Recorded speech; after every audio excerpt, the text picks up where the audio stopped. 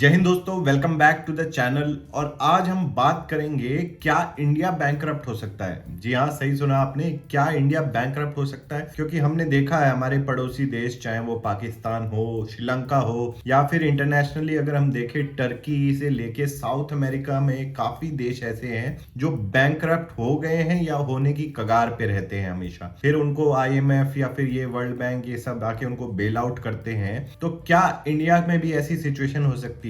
और ऐसा नहीं मैं हवा में बातें कर रहा हूँ। 1991 के दौरान जब लिबरलाइजेशन किया गया था तब इंडिया की कुछ वैसी ही हालत थी। हमारे पास फॉरेन रिजर्व्स नहीं बचे थे ऑयल वगैरह इंपोर्ट करने के लिए। तब जब वर्ल्ड बैंक वगैरह ने शर्तें रखी थी कि आप लिबरलाइज कीजिए, इकोनॉमी को खोलिए, तब जाके हमारी लिबरलाइजेशन आई थी और फॉरेन कंपनीज इंडिया में आके अपना बिजनेस कर पाई थी और फिर वहां से हमें एक बूम देखने को मिला। लेकिन क्या आज के टाइम पे हमारी सिचुएशन वैसी फिर से हो सकती है? तो आइए जरा इसके बारे में बात करते हैं। तो अगर आप स्क्रीन पे ध्यान देंगे तो ये RBI की एक स्टडी है जिसमें बताया गया है कि जितने इंडिया में स्टेट्स हैं, अब India is a union of states, मतलब फेडरल स्ट्रक्चर है, यानी कि सेंटर जो है मोस्टली टैक्सेस कलेक्ट करता है, इनकम टैक्स, और बाकी सेंट्रल जो सेंट्रलाइज टैक्स है वो सारे सेंटर कलेक्ट करता है और फिर स्टेट्स में डिस्ट्रीब्यूट करता है। स्टेट्स अपने खुद के कुछ रेवेन्यू सोर्सेज होते हैं, उनसे रेवेन्यू कमाता है, टैक्सेस से, म्यूनिसिपल टैक्सेस से, वगैरह वगैरह से। और फिर जो पैसा सेंटर से आता है और जो पैसा स्टेट ने खुद कलेक्ट किया होता है वो अपना फर्दर उससे एक्सपेंस करता है। लेकिन इस स्टडी के मुताबिक अगर आप देखेंगे तो स्टेट्स की हालत आप देखिए, डेट टू GDP, यानी कि डेट टू GDP का मतलब है कि आपके ऊपर कितना कर्जा है डिवाइडेड बाय आप कितना कमाते हैं। तो यहाँ पे अगर आप देखेंगे तो आंध्र प्रदेश में 31.17, ऐसे सबसे बढ़िया इसमें दिल्ली का है 4.1। बाकी अगर आप पंजाब वगैरह की बात करें तो बहुत ही बुरे हाल है, 42.5, और वेस्ट बंगाल 36.9। मतलब आप जितना कमाते नहीं उससे आप ज्यादा आपके ऊपर कर्जा है। तो इस सिचुएशन में हम कैसे आए हैं, इसका एक मेजॉरिटी रीजन जो मुझे नजर आया वो है पेंशन, और खासकर ओल्ड पेंशन सिस्टम। अब यहाँ पे पेंशन की जब हमने बात करी तो उसके बारे में अगर डिटेल में समझें, पेंशन आप 3 तरीके से ले सकते हैं। पहला जो नॉर्मल तरीका, आप कुछ मंथली अपना कंट्रीब्यूट करें एक फंड में जो आपको towards the end of your retirement कुछ आपको मंथली पेंशन एक फिक्स दे देता है। तो एन्युइटी पॉलिसी होती है जैसे LIC वगैरह की, या फिर कोई एम्प्लॉयर आपको इस तरह से अपॉर्चुनिटी देता है कि आप खुद कंट्रीब्यूट करते रहिए उसमें और वो आपको towards the end of your retirement आपको पेंशन मिलेगी। दूसरा तरीका होता है कि एम्प्लॉयर भी उसमें कंट्रीब्यूट करे, जैसे EPF। तो EPF का एक पार्ट होता है जिसमें आप एम्प्लॉय प्रोविडेंट फंड में भी जाता है और कुछ पोर्शन आपकी पेंशन के लिए भी जाता है, जिसमें आप भी कंट्रीब्यूट कर रहे हैं और एम्प्लॉयर भी कंट्रीब्यूट कर रहा है। बाय लॉ उसको करना पड़ता है। तो इससे क्या होता है कि जब आप रिटायर होंगे तो आपकी वहां से कुछ पेंशन बन जाएगी। ये केस भी गवर्नमेंट के केस में भी लागू होता है। कुछ जो है आज के टाइम पे एम्प्लॉइज कंट्रीब्यूट करते हैं और कुछ सरकार करती है। लेकिन तीसरा और जो सबसे खतरनाक तरीका जो हमारे इंडिया में स्पेशली गवर्नमेंट के केस में, गवर्नमेंट एम्प्लॉइज के केस में चल रहा था, वो था जिसमें पूरा का पूरा पेंशन का बर्डन गवर्नमेंट के ऊपर होता था, और इसको डिफाइंड बेनिफिट पेंशन भी बोला जाता है। तो इसमें आप कुछ कंट्रीब्यूट नहीं करेंगे, पूरा कंट्रीब्यूशन गवर्नमेंट की तरफ से आएगा। अब गवर्नमेंट के पास अपना खुद की कोई खेती तो है नहीं जहां से पैसे उठा के वो अपना दे देती है। उसका पूरा का पूरा बर्डन जो पेंशन देते हैं अपनी जेब से गवर्नमेंट, वो आता है टैक्स पेयर्स के ऊपर। टैक्स पेयर्स नॉट जस्ट आज के tax payers but future tax payers, जो अभी बच्चे पढ़ रहे हैं, आगे चल के वर्क फोर्स में आएंगे, वो कंट्रीब्यूट करेंगे। उनका पैसा भी आज के टाइम पे हम दे रहे हैं, क्योंकि हम जब अपने रेवेन्यू हमारे कम पड़ जाते हैं तो हम उसके लिए कर्जा लेते हैं। अब कर्जा लोन लेने के लिए आपको उसको लोन लिया है तो चुकाना भी पड़ेगा ना। उस लोन को कौन चुकाएगा? Future tax payers. तो ये चीज जब गवर्नमेंट ने देखी तो उन्होंने 1998 में एक प्रोजेक्ट सेटअप किया था, प्रोजेक्ट ओएसिस के नाम पे, old age pension and benefit system के नाम पे ये प्रोजेक्ट सेटअप किया गया था। क्योंकि यहाँ पे देखा जा रहा था कि गवर्नमेंट एम्प्लॉय आंकड़ों के मुताबिक सिर्फ 1.6% है और 80% वर्कफोर्स जो है अनऑर्गेनाइज सेक्टर में है,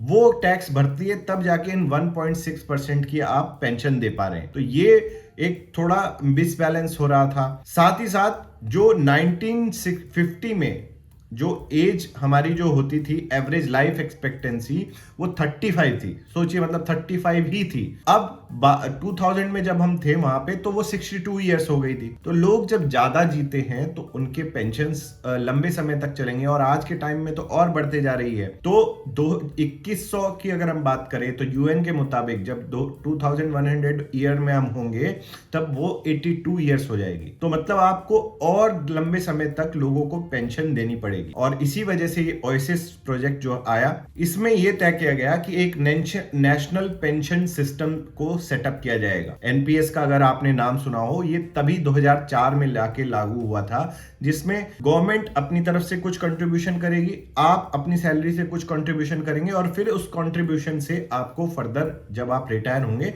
तो वो एक फंड बन जाएगा। उससे आपको एक डिफाइंड पेंशन, आपको पहले से जो भी आपने जिस हिसाब से अपना सेटअप किया होगा, फंड को जितना कंट्रीब्यूट किया होगा आपने और गवर्नमेंट ने, वो आपको जो है अच्छी पेंशन वहां से मिल जाती। हाइब्रिड मॉडल ऑफ पेंशन को इसको बोला जाता है, जिसमें टैक्स पेयर से कम पैसा लिया जा रहा है अपने आने वाली जनरेशन हो चाहे करंट जनरेशन से, जिससे वो गवर्नमेंट एम्प्लॉयज को पेंशन भी दे सके और उन पे टैक्स पेयर्स पे ज्यादा बर्डन भी नहीं दे सके। अब यहाँ पे क्या हो जाता है कि लोगों को ये चीजें पसंद नहीं आती, चेंज पसंद नहीं आता, और इसमें भी हो सकता है थोड़ी बहुत गड़बड़ हो, लेकिन वो तो over a period of time सुधारी जा सकती। लेकिन जो भी आज के टाइम पे स्टेट्स हैं, काफी स्टेट्स जो हैं कोशिश कर रहे हैं कि वापस से ओल्ड सिस्टम पे जाने की, जहां पे पूरा का पूरा बर्डन जो है टैक्स पेयर्स के ऊपर आ जाता है। अब टैक्स पेयर्स के ऊपर आ जाता है तो फिर आने वाली जनरेशन भी उसको भुगतती है।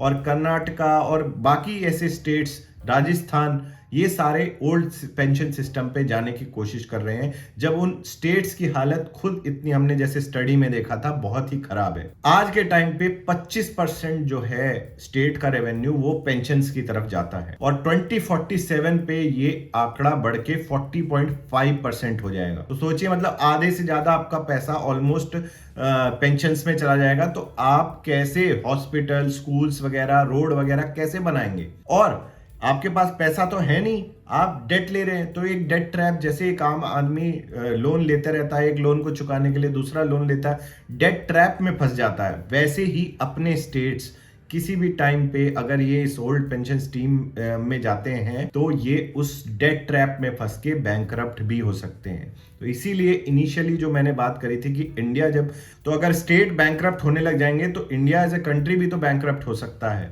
और ये स्टेट ऐसा कर क्यों रहे हैं? क्या इनको ये मालूम नहीं है कि ये गलत है? नहीं, ये इसलिए कर रहे हैं क्योंकि इनको ये लगता है कि शॉर्ट टर्म में हम इलेक्शन वगैरह जीत सकते हैं इस पैतरे से। क्या होगा कि अगर आप एनपीएस में रहते हैं तो आपको हर साल कुछ कंट्रीब्यूशन करना पड़ता है, क्योंकि वो डिफाइंड है, आप कुछ कंट्रीब्यूशन करेंगे और एम्प्लॉय कुछ कंट्रीब्यूशन करेगा। लेकिन ओल्ड पेंशन स्कीम में चले जाएं तो आपको कोई कंट्रीब्यूशन अभी करने की जरूरत नहीं है। आप जब वो बंदा रिटायर होगा, एम्प्लॉयज रिटायर होंगे, तब आपको देना पड़ता है। तो इससे क्या होता है, इनकी बैलेंस शीट पे 7 से 10% का फर्क आ जाता है एकदम, मतलब ऐसा लगने लगता है आर्टिफिशियली कि बहुत अच्छी बैलेंस शीट है। लेकिन जो फ्यूचर लायबिलिटीज हैं वो बढ़ती जाती हैं, और ये ट्रेड ऑफ है between short term thinking and long term thinking. ये लंबे समय के लिए आप अपने आने वाली जनरेशन को दबा रहे हो, उनके ऊपर जो है वो डाल रहे हो प्रेशर कि वो काम करते रहे अपनी पुरानी जनरेशन का टेक केयर करने के लिए। जो मोंटेक सिंह आलूवालिया जो फाइनेंशियल प्लानिंग के एग्जीक्यूटिव रह चुके हैं, उनका ये कहना है कि आप you are just delaying the inevitable, कि आप आज बैंकरप्ट ना होके 10 साल बाद बैंकरप्ट हो जाएंगे। तो ये बहुत ही बुरा हाल है। और अगर आप आंकड़ों पे नजर डालें स्क्रीन पे, तो ये हमने जैसे बात करी डेट टू जीडीपी रेशियो तो खराब ही है। यहाँ पे आप देख सकते हैं कितना खराब है। डेफिसिट भी है आपकी कमाई और आपके खर्चे में। पंजाब का हाल देखिए, 53.3% का डेट है। ये लेटेस्ट आंकड़े हैं FY22 के। फ्रीबीज इतना देते हैं ये लोग, आप पावर के लिए नहीं देना चाहते, आप राशन देना चाहते हैं, अच्छी बात है, लेकिन आपके पास उसके पैसे तो होने चाहिए। ये आर्टिकल आप देख सकते हैं जो 15th फाइनेंशियल कमीशन के चेयरमैन NK सिंह ने लिखा हुआ है। ये साफ बोलते हैं कि आगे चल के अगर आप इसको कंट्रोल नहीं करेंगे तो आप बैंकरप्ट हो सकते हैं स्टेट्स को। यहाँ पे पूरा क्लियर दिखाया गया है, freebies from Andhra Pradesh and Punjab exceeded 2% of GSDP. Jharkhand, Madhya Pradesh, West Bengal इनके भी 2% के करीब हैं।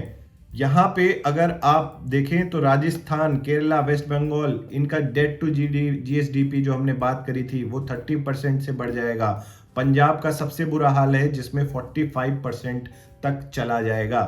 आप डेट लेते जाएंगे, फ्रीबीज देते जाएंगे, पेंशन्स देते जाएंगे इस तरीके से, तो टैक्स पेयर के ऊपर बर्डन आएगा और वो अल्टीमेटली एक डेट स्पाइरल में लोग तो जा रहे हैं छोड़ के। आप देख सकते हैं आंकड़े उठा के कितने मिलेनियर्स जो हैं इंडिया छोड़ के चले जाते हैं।